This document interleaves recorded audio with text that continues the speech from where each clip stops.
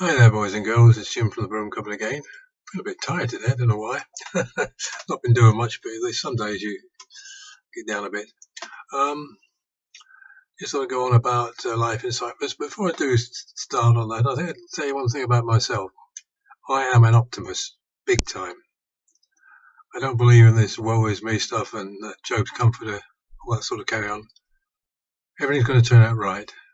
It always has done. I'm sure it will. Anyway, going on about Cyprus, I've told you before about when I was swallowed up by a small tornado there, so I won't go through that again. But have I told you about the time I slept through an earthquake?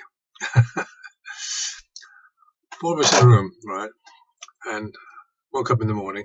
These guys were rattling on about this earthquake, and I'd not woken up, so I didn't know about it. I thought, guys, come on, they're taking the mickey, aren't they? Trying to put one over on me. Then, of course, it came on the radio. Didn't have a TV, of course. It came on the radio, but an earthquake, and it was centered 10, 15 miles off Famagusta, somewhere like that, and caused a lot of damage. Various people, buildings knocked down, people were frightened, things falling down, smashing, etc., all that sort of carry on. And I never woke up at all. All the other guys woke up. Of course, you didn't wake me up. Well, I would have been rather annoyed, wouldn't I? So it's in Cyprus there. So things happened. Things happened to me. Don't go looking for trouble, but seems to follow me around, Anyway, I did a lot of cycling there from place to place, and had basically my own yoke fostering system. Whether it was one of the 2 or 3 of our guys, I'd give them a ring, come over, go across. And so I work 1 down and 3 days off.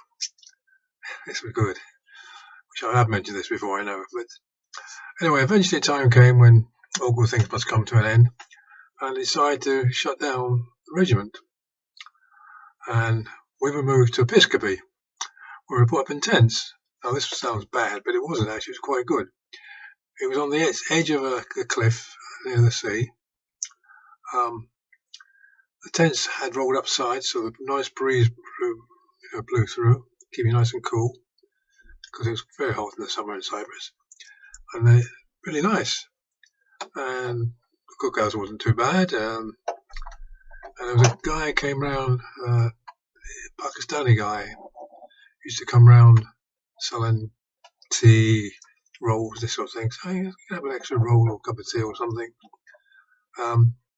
And he'd always go on. Some guys never paid him, or very delayed in paying him, shall we say. He's always gone on about Shah so-and-so, put him on Jankers. It seemed that this Shah, whatever his name was, had paid for the fare of these guys to come across to Cyprus from Pakistan. And basically they were slaves, really. I mean, they'd never be able to pay back the money in a month of Sundays, never. Of course, Shah knew this, and he not really. The amount he was charging them to pay back wasn't anywhere near the amount that it cost him. So he was always find that these people seem to, treat their own people like dirt, and they come across here, and we think it's only us who are racist. No, not at all. Anyway, I've mentioned this before, of course.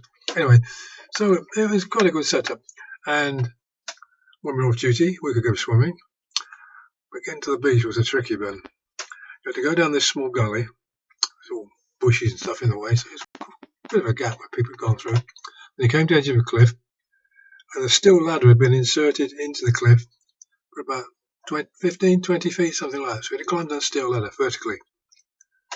No safety measures or anything like that.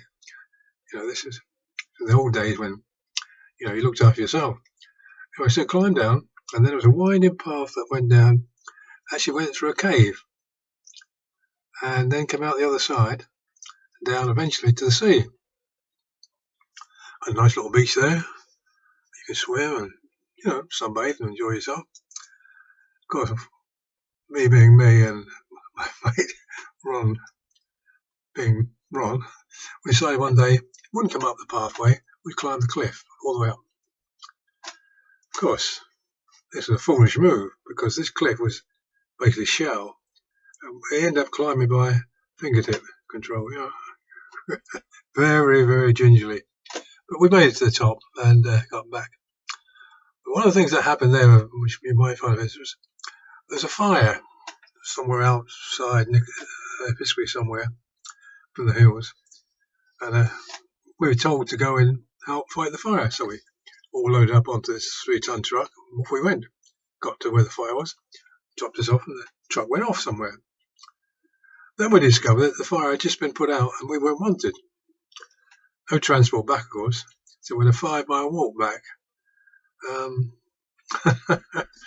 But we're young and fit, so it didn't really matter too much. But it was sing-song on the way back in the dark, so it was okay.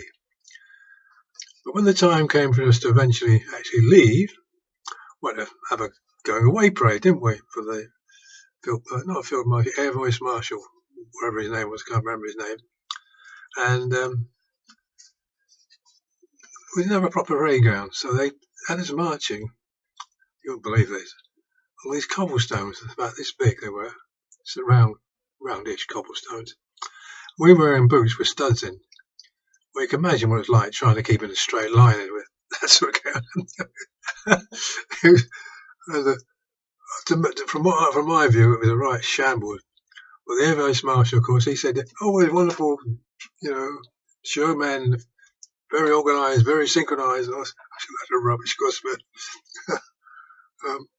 So we were told we'd be going somewhere else, somewhere apart from Cyprus, because we all thought, well, we're going back to Blighty, England, Britain, because some lots come from Scotland and Wales and that. So I came up with this guy came up and says, we'll be going to Borneo. Borneo at that time was a bit of a ding-dong with the Indonesians up there. They were trying to take over Brunei and that sort of thing. And he said, we'll all get medals. I said, hey, mate, you can have mine. They've been shot at by some shufty Indonesian in the jungle somewhere, crawling around all the mud and bullets and that. Anyway, that never happened. We never went to Borneo. We went to Germany instead, which I'll tell you about later. But that was a bit of hoot as well. So everything's good in life when you've got the right attitude. Remember that. So take care, you guys out there, and behave.